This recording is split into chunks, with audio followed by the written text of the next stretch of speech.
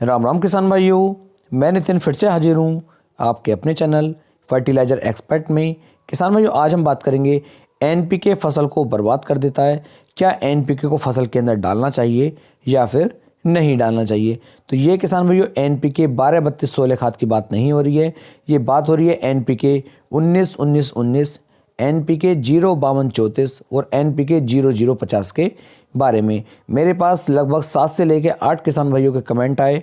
उनमें से कुछ किसान भाई जो थे वे थोड़े नाराज भी थे। उन्होंने कहा सर एनपीके 19-19-19 का हमने उपयोग किया और हमारी जो फसल है वह जल गई है, उसके अंदर बहुत नुकसान हो गया है, उसकी बढ़वार बिल्कुल रुक गई है।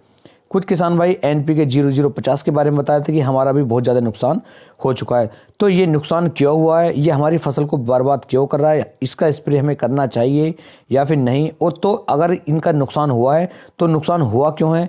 क्या यहाँ पर किसान भाइयों की गलती रही या फिर जो हमारा एनपीके 19-19-19 0-52-34 या 0-0-50 हमारा खाद था, क्या ये खाद बेकार था? क्या इसके अंदर साइड इफेक्ट था?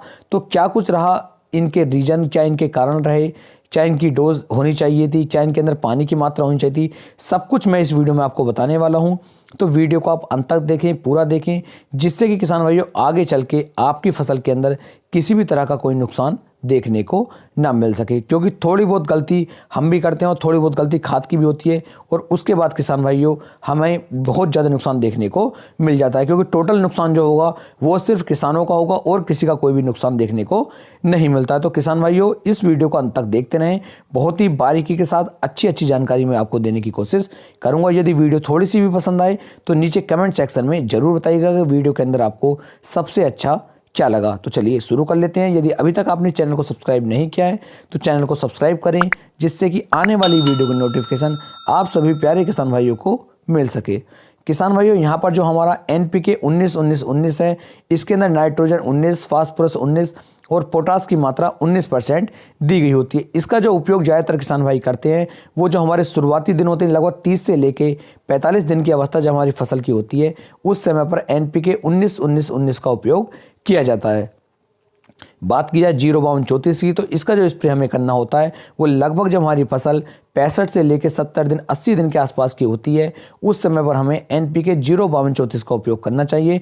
जो कि इसके अंदर जो है फास्फोरस 52% और पोटास की मात्रा इसके अंदर 34% दी गई होती है। तीसरा आता है किसान भाइयों एनपीके 0-0-50, जिसके अंदर सिर्फ हमें पोटास की मात्रा दी जाती है जो कि 50% के रूप में होती है। और इसका उपयोग हमें जब हमारी फसलों के अंदर फल और फूल बनने शुरू होते हैं उससे पहले इसका उपयोग हमें करना होता है। लेकिन यहाँ पर जो बात की जा रही थी कि इनसे फसलों को बहुत ज़्यादा नुकसान हुआ है, तो ऐसा क्यों हुआ है? तो किसान भाई ऐसी दिक्कतें इसलिए आती हैं जब किसान भाई जो हैं हमारे खाद की जो डोज होती है इसकी मात्रा को बढ़ा देते हैं। मान लीजिए 1 एकड़ खेत के लिए जो पर्याप्त बिल्कुल सही डोज है एनपीके की, वो किसान भाई 1 किलोग्राम से लेकर के 1.5 किलोग्राम प्रति एकड़ के हिसाब से आप इसका उपयोग कर सकते हैं। यदि आप इससे ज़्यादा मात्रा लेते हैं तो किसान भाई साइड इफेक्ट आपको देखने स्वाभाविक मिल ही जाएंगे। यदि गन्ने की फसल है, बड़ी फसल है, हार्ड फसल है, उसके अंदर किसान भाई आप 2 किलोग्राम प्रति एकड़ के हिसाब से स्प्रे कर सकते हैं। लेकिन यदि आपकी हल्की फसल है, सब्जी वर्गीय फसल है या फिर आपकी कोई और अन्य छोटी फसल है, उसके अंदर यदि किसान भाइयों आप 2 किलोग्राम प्रति एकड़ के हिसाब से एनपीके का स्प्रे करेंगे तो आपकी फसल स्वाभाविक जलेगी और उसके अंदर सिर्फ आपको नुकसान ही देखने को मिलेगा। क्योंकि इसकी जो बिल्कुल सही डोज है वो 1 किलोग्राम प्रति एकड़ के हिसाब से देखी जाती है छोटी फसलों में। यदि बड़ी फसल है तो आप 1.5 किलोग्राम से लेकर के 2 किलोग्राम तक भी इसका उपयोग कर सकते हैं। लेकिन किसान भाइयों 2 किलोग्राम की मात्रा फिर भी मेरे हिसाब से थोड़ी ज़्यादा ही रहती है। तो आप हमेशा कोशिश करें 1 से लेकर 1.5 किलोग्राम प्रति एकड़ के हिसाब से आपको मात्रा लेनी चाहिए। आपकी फसल पर कोई भी साइड इफेक्ट देखने को नहीं मिलेगा, सिर्फ आपको फायदे ही देखने को मिलेंगे। दूसरा किसान भाइयों पानी, जो पानी की मात्रा आप रखते हैं, पानी की मात्रा बिल्कुल भी कम ना रखें।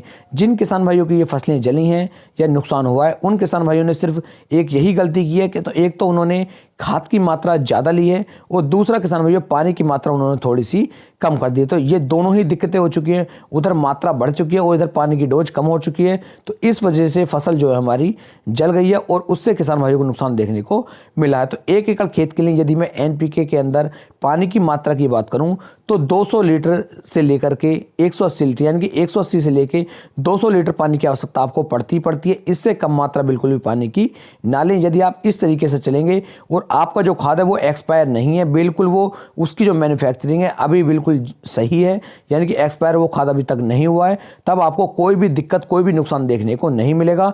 तो सबसे पहले खाद खरीदते वक्त आपको ध्यान देना है कि आपका जो खाद है वो अभी एक्सपायर तो नहीं हुआ है। दूसरा किसान भाइयों, मात्रा बिल्कुल भी खाद की ज़्यादा ना लें, 1 से लेकर 1.5 किलोग्राम प्रति एकड़ के हिसाब से आप मात्रा लें, और पानी की मात्रा 180 से 200 लीटर लें। आपकी किसी भी फसल के अंदर कोई भी नुकसान नहीं देगा, ये मैं जिम्मेदारी के साथ कह सकता हूं, और आपकी फसल के ऊपर सिर्फ इनके फायदे ही देखने को मिलेंगे। तो आज की वीडियो में बस इतना ही। यदि वीडियो पसंद आई हो तो वीडियो को लाइक, कमेंट और शेयर करना ना भूलें।